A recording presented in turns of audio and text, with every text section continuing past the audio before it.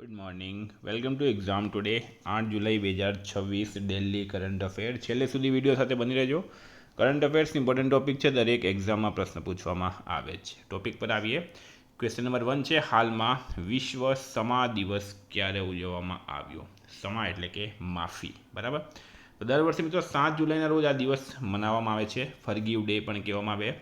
હવે સાથે 2 દિવસ ઇમ્પોર્ટન્ટ હજુ છે. એમાં એક તો થઈ ગયું 7 જુલાઈએ વિશ્વ સમા દિવસ, બરાબર.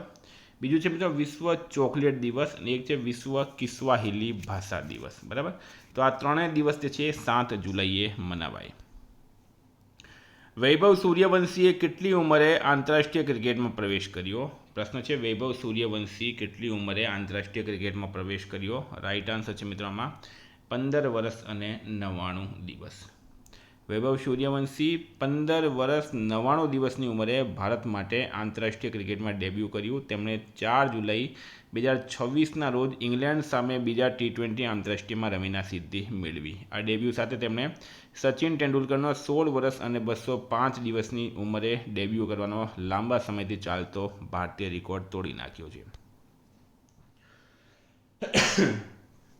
પ્લાસ્ટિક રિસાયકલિંગ પર ત્રીજો વૈશ્વિક સંમેલન હાલમાં ક્યાં યોજાયો? તો રાઈટ આન્સર છે મિત્રો આમાં ન્યૂ દિલ્હી ખાતે. ત્રીજું global conclave on plastic recycling and સસ્ટેનેબિલિટીનું આયોજન 2 થી 5 જુલાઈ 2026 દરમિયાન ભારત મંડપમ ન્યૂ દિલ્હી ખાતે કરવામાં આવ્યું હતું. સ્ટારમાં કરજો મિત્રો, વેરી વેરી ઇમ્પોર્ટન્ટ. એસટી નિગમની કંડમ બસમાંથી બનાવેલી આધુનિક સ્માર્ટ સ્કૂલને શું નામ આપવામાં આવ્યું છે? ગુજરાતનો પ્રશ્ન છે મિત્રો, રાઈટ આન્સર છે આમાં. તો પહેલી વાત જણાવી દઉં કે શું છે આ પહેલ. તો ગુજરાત એસટી નિગમની ભંગાર થઈ ગયેલી બસને એક આધુનિક અને સ્માર્ટ ક્લાસરૂમમાં બદલવામાં આવી છે, જેને રણશાળા નામ આપવામાં આવ્યું. શું નામ આપવામાં આવ્યું છે? રણશાળા નામ આપવામાં આવ્યું છે. વિદ્યાર્થી મિત્રો, સીસીની એક્ઝામ છે તમારી, બરાબર. કંડક્ટરની એક્ઝામ છે, ફોરેસ્ટની એક્ઝામ છે, FSW, ઘણી બધી પરીક્ષાઓ અને કરંટ અફેર્સ દરેક પરીક્ષામાં પૂછવામાં આવશે. એક્ઝામ ટુડેનો મિત્રો કરંટ અફેર્સ અત્યારથી લઈ લેજો, તૈયારી ચાલુ કરી દેજો. ગઈ સીસીની એક્ઝામમાં પણ 100% કરંટ અફેર આપણું પૂછાયું હતું, બરાબર. ડેમો PDF જુઓ, પછી જ કરંટ અફેર્સ લો. ડેમો PDF માટે 94 27 36 27 67 આ નંબર પર મેસેજ કરો. PSI 2026, LRD 2026 દરેક પરીક્ષામાં 100% કરંટ અફેર પૂછાયું છે. ગુજરાતની એકમાત્ર ચેનલ છે જે ડેલી યુટ્યુબ પર વિડીયો આવે ને પછી આપણે કરંટ અફેર્સ પ્રોવાઈડ કરીએ છીએ. હાલમાં કયા રાજ્યના મલિહાબાદી કેરીને GI ટેગ મળ્યો? પ્રશ્ન છે, કયા રાજ્યની મલિહાબાદી કેરીને GI ટેગ મળ્યો? રાઈટ આન્સર છે મિત્રો આમાં ઉત્તર પ્રદેશ, બરાબર. એને દશેરી કેરી તરીકે પણ ઓળખવામાં આવે. મલિહાબાદી દશેરી કેરીને ભૌગોલિક સંકેત મળેલો છે અને તે ઉત્તર પ્રદેશના મલિહાબાદ લખનઉ વિસ્તાર સાથે સંબંધિત છે. હાલમાં જમ્મુ અને કાશ્મીરથી અરેકો ચેરી, બરાબર, અરેકો ચેરી અને સેન્ટ્રોઝ બેરનો પ્રથમ કન્સાઇનમેન્ટ કયા દેશમાં નિકાસ કરવામાં આવ્યો? રાઈટ આન્સર છે મિત્રો UAE. હવે ઘણી જગ્યાએ બેર લખેલું છે, બરાબર, ઘણી જગ્યાએ બેર લખેલું છે અને ઘણી જગ્યાએ મિત્રો પ્લમ લખેલું છે, બરાબર. તો જમ્મુ કાશ્મીરમાંથી અરેકો ચેરી અને સેન્ટ્રોઝ પ્લમ નો પ્રથમ નિકાસ કન્સાઇનમેન્ટ સંયુક્ત અરબ અમીરાત એટલે કે યુનાઇટેડ અરબ એમિરેટ્સ મોકલવામાં આવ્યો. ખાસ કરીને આ ફળો અબુધાબી અને દુબઈ માટે મોકલાયા હતા. મિત્રો, નિકાસની સુવિધા કોણ કરે છે? ભારતમાં જેટલી પણ આ ફળની ફ્રૂટની નિકાસ થાય છે અપેડા દ્વારા કરવામાં આવે. અપેડાનું પૂરું નામ છે agricultural and processed food product export development authority, બરાબર. હવે જમ્મુ કાશ્મીરના શોપિયા અને પુલવામા જિલ્લામાં આના બગીચાઓ છે. Consignment 1 metric tonne premium stone ફળો મોકલવામાં આવ્યા. લાભની વાત કરીએ તો ખેડૂતોને ચેરીમાં અંદાજે 60% અને પ્લમમાં 120% સુધી વધુ ભાવ મળવાની શક્યતા છે.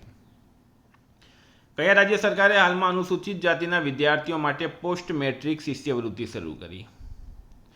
અનુસૂચિત જાતિના વિદ્યાર્થીઓ માટે પોસ્ટ મેટ્રિક શિષ્યવૃત્તિ પંજાબ સરકાર દ્વારા શરૂ કરવામાં આવી છે.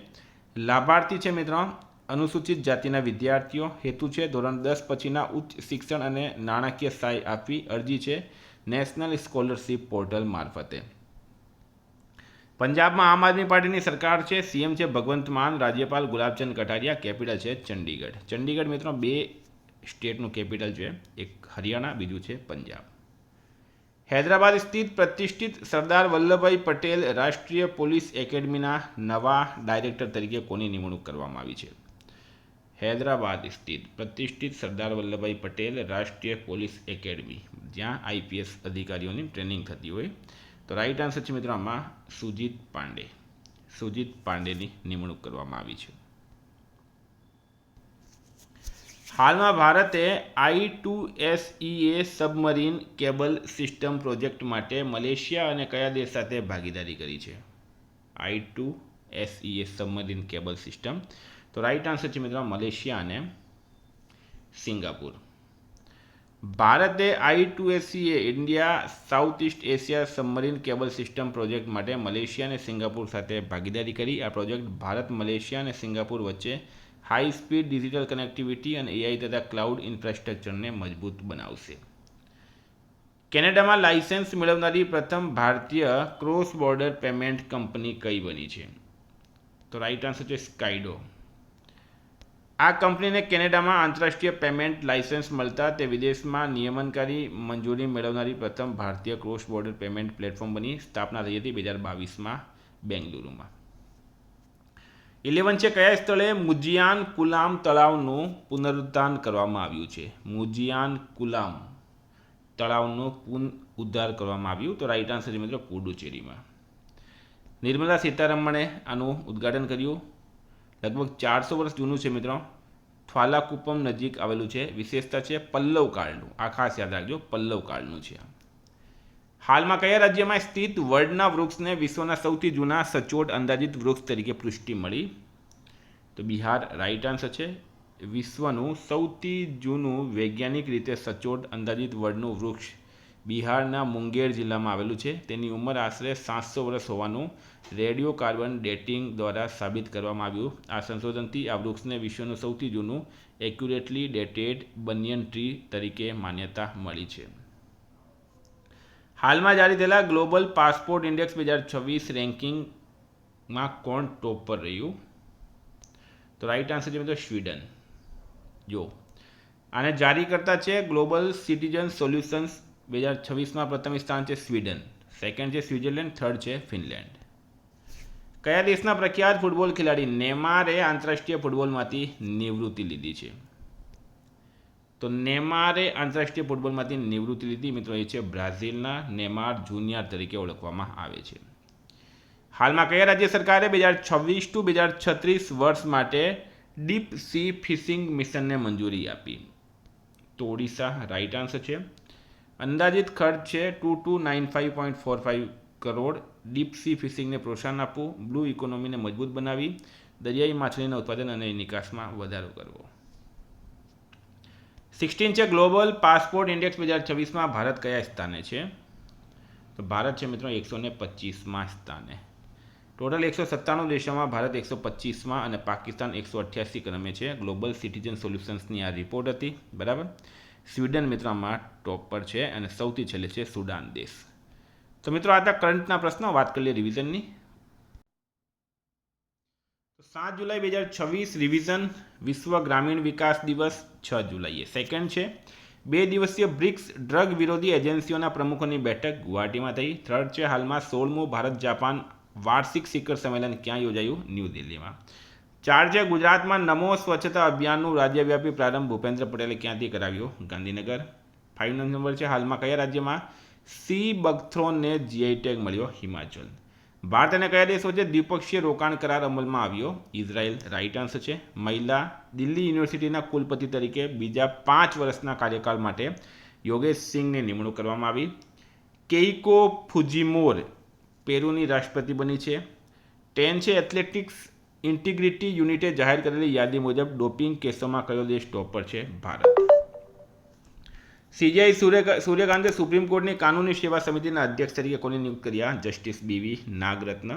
સંયુક્ત રાષ્ટ્રના ટકાઉ વિકાસ લક્ષ્યાંક સૂચકાંકમાં ભારત 167 દેશોમાં કયા ક્રમે છે? 94માં. હાલમાં કયા રાજ્ય સરકારે નવા વક્ફ કાયદા હેઠળ રાજ્ય વક્ફ બોર્ડનું પુનર્ગઠન કર્યું? MP. 14 છે કયું airport eat right campus certification મેળવનાર ભારતનું પ્રથમ એરપોર્ટ બન્યું? ચૌધરી ચરણ સિંહ. તીજનબાઈનું નિધન થયું છે, તેઓ ગાયિકા હતી. મિત્રો ગઈકાલે પ્રશ્ન પૂછાયું, કોને પ્રથમ NBT ભૂષણ પુરસ્કાર એનાયત કરવામાં આવ્યું? પ્રસૂન જોશી રાઈટ આન્સર હતો. આજનો પ્રશ્ન છે, હાલમાં મહિલા T20 વર્લ્ડ કપનો ખિતાબ કોણે જીત્યો? એનો જવાબ તમારે કમેન્ટ બોક્સમાં જણાવવાનો. વિદ્યાર્થી મિત્રો, વોટ્સએપ ટેલિગ્રામની લિંક ડિસ્ક્રિપ્શનમાં છે. PDF માટે 9510411961 પર મેસેજ કરો. Thank you. ફરી મળીશું. જય હિન્દ, જય ભારત.